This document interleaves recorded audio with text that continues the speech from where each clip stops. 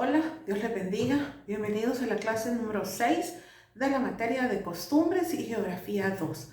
Ahora estaremos hablando un poco acerca de algunos campamentos de los patriarcas. Y comenzamos acá con los campamentos de Isaac.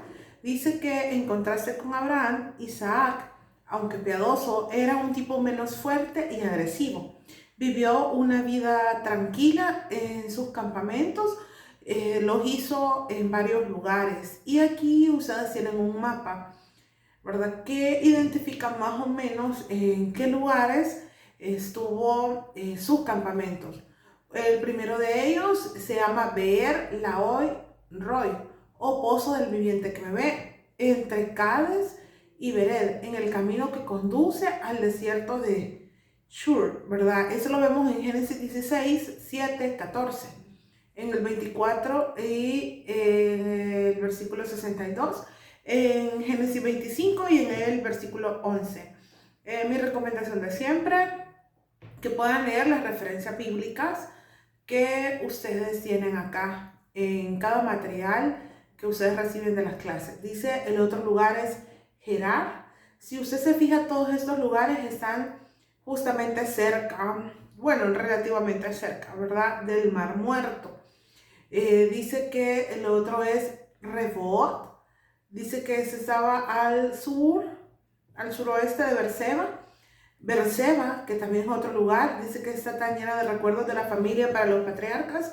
Se recuerdan ustedes que Abraham, ¿verdad? Estuvo por esas tierras también. Dice que Berseba constituyó la ciudad de residencia de Isaac durante muchos años. En este lugar Isaac celebró un tratado de paz con los filisteos. Vea que este sitio, esta ciudad, de verdad que es bastante emblemática para los patriarcas. Luego tenemos Hebrón, que dice que fue el lugar de su encuentro con Jacob y de su sepultura.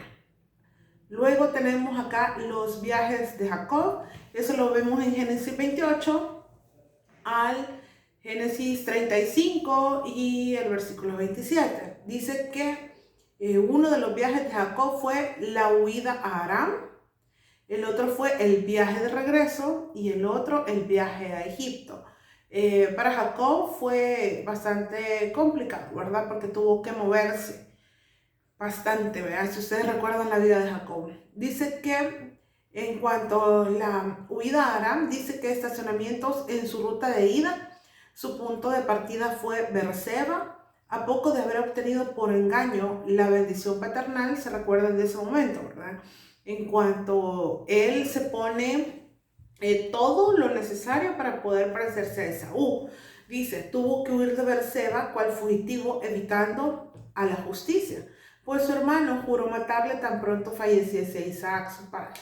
Eso lo vemos en Génesis 27:41.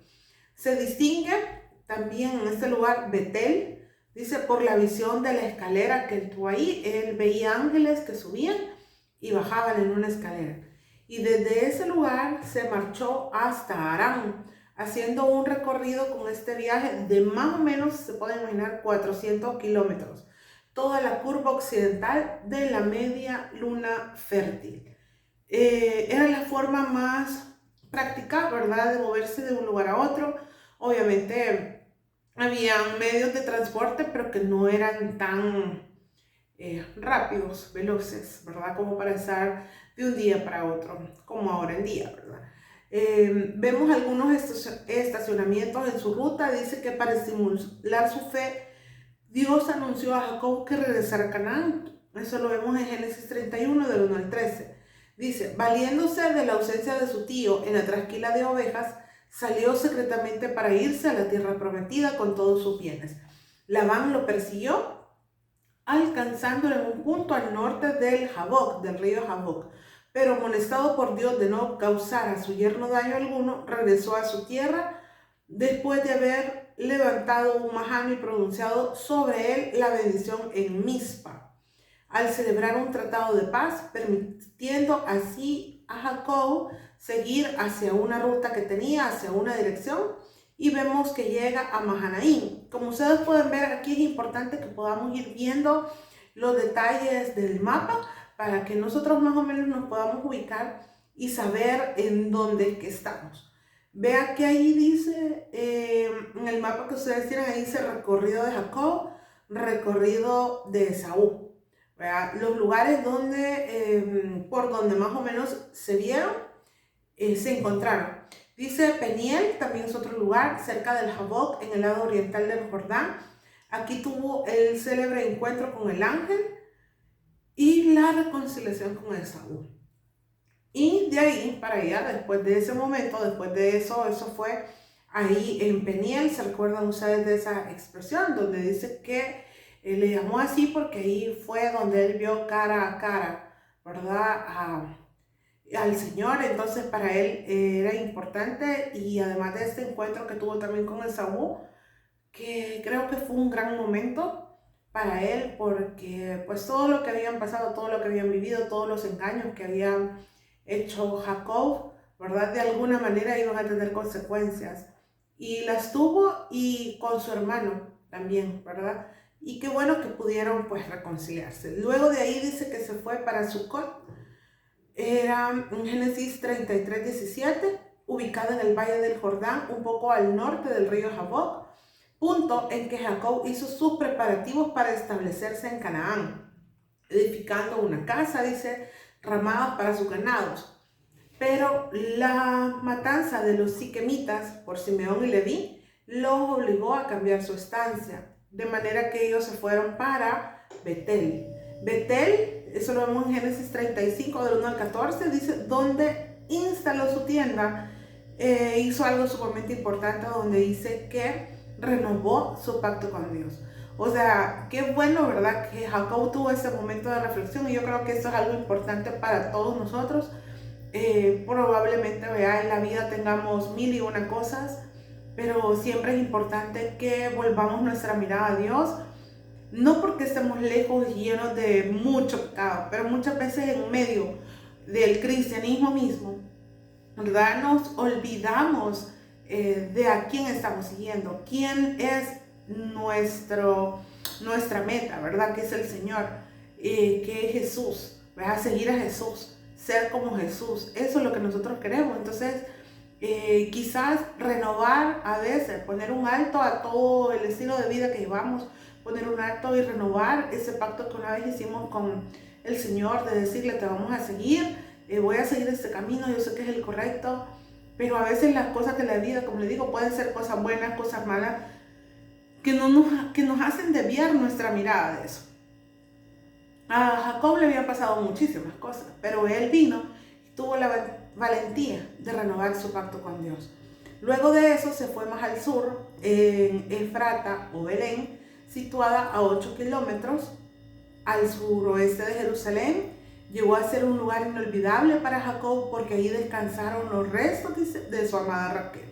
Usted sabe que él era la primera mujer con la que él quería estar, la primera mujer que vio y por la que trabajó 14 años. Dice, finalmente se encontró con su anciano padre en Hebrón. Durante su residencia en este histórico lugar, José, su hijo consentido, fue vendido en Dotán, que se encontraba como a 24 kilómetros al norte de Siquem y próximo a las rutas de caravanas que se acostumbraban a recorrer de Siria a Egipto. Más o menos estos lugares, como les digo, son bastante trascendentales, ¿verdad?, para la vida de los patriarcas, y creo que muestran bastantes cosas muy significativas. Todos conocemos la historia de José, este hijo de Jacob, que pasó por situaciones sumamente difíciles sin buscarlas, ¿verdad? Pero en medio de todo eso, pues ahí estaba Dios. Tal vez no las buscaba de quiero caerle mal a mis hermanos, ¿verdad? Pero algo había también en su corazón que Dios quería formar en la vida de José. Entonces pasó todo lo que pasó, que al final fue una bendición, ¿verdad? Porque tener a José como el segundo al mando dentro de Egipto, pues fue una bendición. Posteriormente, dice, el viaje subsiguientemente a Egipto fue ocasionado a raíz de una hambruna en Canaán, que lo obligó a refugiarse en Egipto. Acá es lo que le mencionaba, donde José le señaló la región fértil de Gosén como un lugar de residencia. dice que se quedaba entre el delta y lo que ahora es el canal de Suez.